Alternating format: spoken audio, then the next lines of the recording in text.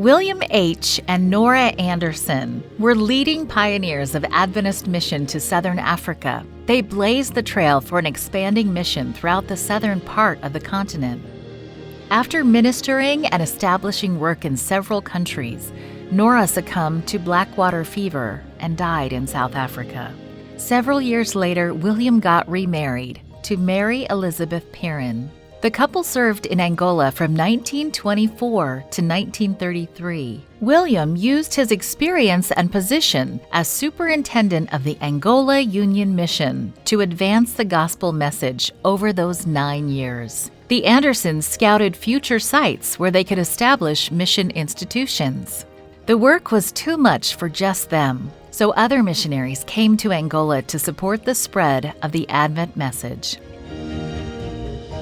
New mission stations were established in the eastern part of the country. The Lukusi and Luz missions were opened. They offered services such as medical care and education. Through Christ's method of ministry, many people came to know the Adventist message.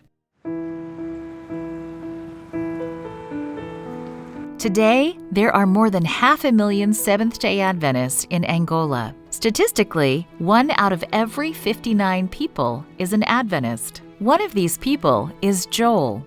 Over the course of his life, Joel explored the teachings of several Christian denominations. He had a lot of questions and never felt fully convicted by any of the teachings, but eventually settled into a congregation.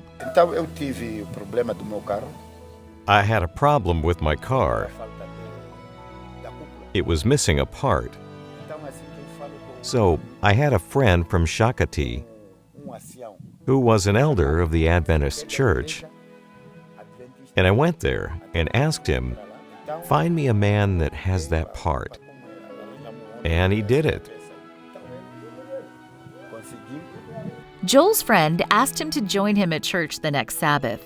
After Sabbath school and the sermon, Joel was given a book that answered a lot of his questions about God.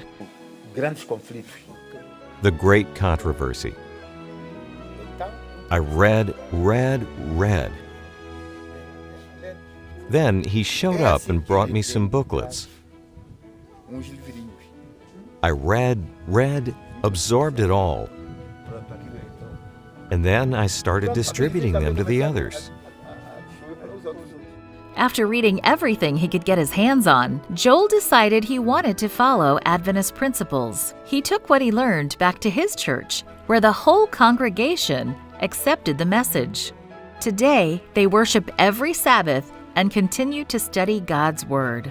The Adventist message is spreading in Angola through various means, but there are real needs here. This quarter, a portion of the 13th Sabbath offering will help with 4 projects in Angola, from building a church and an elementary school at one location to a domestic violence and counseling center at another. Your offerings will help minister to those in need.